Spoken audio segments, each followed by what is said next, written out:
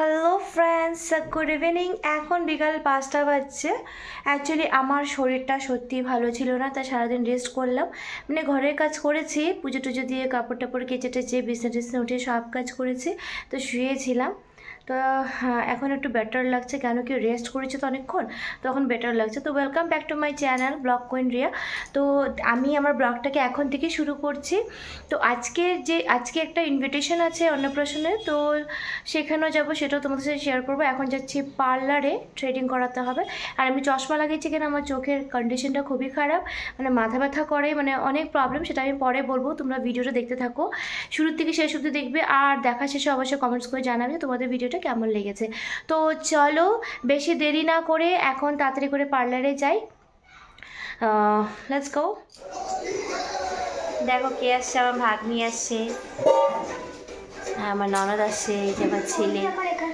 Please আমার চ্যানেলটাকে subscribe করে দিও, সামনে থাকা বেল আইকনটাকে প্রেস করে দিও, যাতে যেটা ভিডিও তোমাদের কাছে পৌঁছে যায়। আর এখনও যাবে পড়তে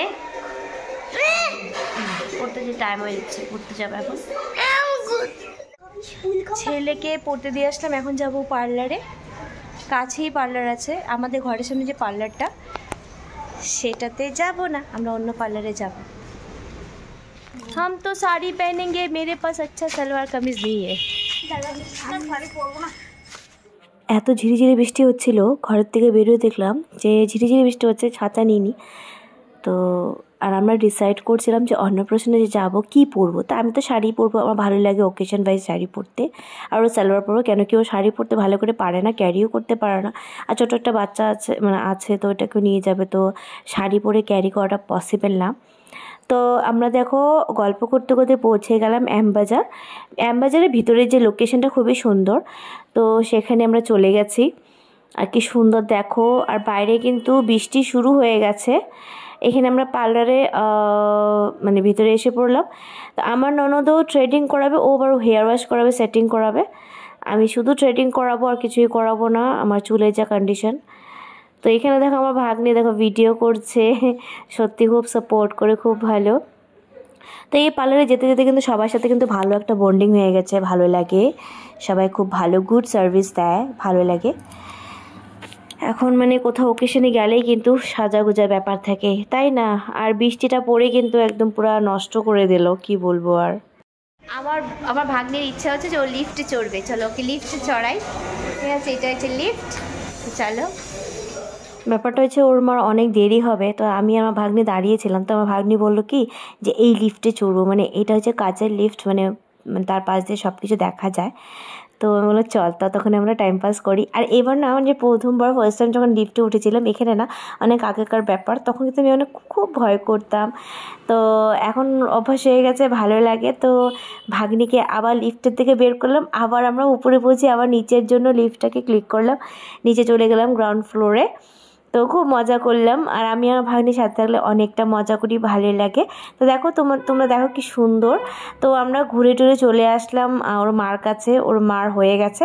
আমরা ওইখান থেকে বেরোয় অ্যামবাজারের যে মলটা, সেই মলে আমরা ঢুকে গেলাম, মানে কিছু কিনবো বলে ভেবেছিলাম, বাট কিছুই পছন্দ হয়নি, মানে আমার ননদ কিনবে। তো পৌঁছে গেলাম খাওয়ার ওইখানে, কিছু ফাস্টফুড বলতে চাট খেয়েছি, পানিপুরি খাইনি, কেন এনে পানিপুরিটা তো ভালো না। চাট খেলাম, চাটটাও কিন্তু টেস্টি ছিল না। চাট খেয়ে চলে গেলাম বাড়ি, প্রচুর পরিমাণে বৃষ্টি হচ্ছিল।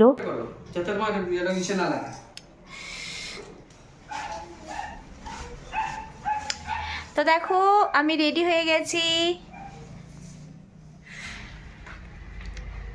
তো এখন আমি রেডি হয়ে গেছি, আমার ননদও রেডি হয়ে গেছে, তাও এখনও মেকআপটা কমপ্লিট হয়নি।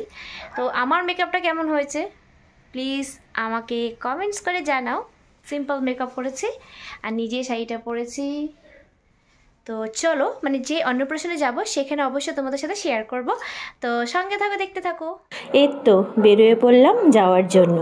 এখন অপেক্ষা করতে হবে আমাদেরকে ননদ আর ননদের বরের জন্য। সত্যি এত লেট করে, মানে কি বলবো, অনেকক্ষণ অপেক্ষা করার পর ওরা চলে আসলো, আর আমরা বসে পড়লাম গাড়িতে। এখন রাত্রের যে ওয়েদারটা, ভিউটা, মানে বৃষ্টি হয়েছিল, ঠান্ডা ঠান্ডা ওয়েদার। তো এই সুন্দর ভিউ দেখতে দেখতে পৌঁছে গেলাম আমরা অনুষ্ঠান বাড়িতে। দেখো বাইরে সুন্দর ডেকোরেশন করেছে, আর দেখো বাচ্চার ছবিটা দেখতেই পারবে, আজকাল তো ছবি দিয়ে দেয়। তো দেখো এই যে বাচ্চার ছবি, বাচ্চাটা খুবই কিউট হয়েছে আর খুব সুন্দর ডেকোরেশন করেছে। তা আমরা এখন চলে যাব উপরে। উপরে গিয়ে এত খাওয়ার আয়োজন করেছে, আর মানে সব কয়টা খাওয়া খুবই টেস্টি হয়েছিল। তো এখানে আমরা দাঁড়িয়ে একটু অপেক্ষা করছিলাম আমার ননদের বরের জন্য। ও একটু কাজ ছিল, ও গেল, ও কি ভুলে গেছিলো, ওটা আনতে গেছে, তো অপেক্ষা করছিলাম। তো এখন আমরা চলে যাব উপরে।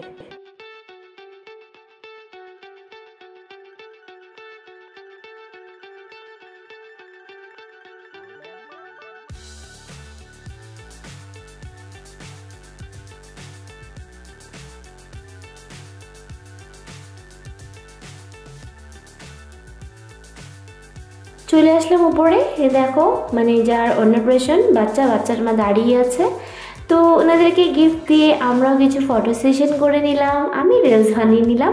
তারপরে চলে গেলাম স্টার্টাসে, আর পানিপুরি, চাট, চিকেন পকোড়া, জিলাপি, আর এটা কি ছিল ভালো করে দেখিনি, এত ভিড় ছিল তো দেখা যাচ্ছিল না। তো সব খেয়ে টেয়ে আমরা ডিনারটাও মানে সেরে ফেললাম। ডিনারের টাইমে আমি ভিডিও করতে পারিনি, কেন কি কেউ ছিল না ভিডিও করার মতন, আর এত ভিড়, বাচ্চাকে খাওয়াচ্ছি তার মধ্যে আমিও খাচ্ছি, এক হাতে প্লেট মানে হচ্ছিল না। তো এখানে কী হয়েছিল ব্যাপারটা, চিকেন পকোড়াটা শেষ হয়ে গেছিলো, তো চিকেন পকোড়া ভাজছিল। তো আমরা খাওয়াটা সেরে নিলাম। ব্লগটাকে এখানে শেষ করছি। ভালো লাগলে অবশ্যই কমেন্টস করে জানাবে, লাইক শেয়ার করে দেবে। আবার দেখা হবে নতুন একটা সুন্দর ব্লগের সাথে। Bye bye.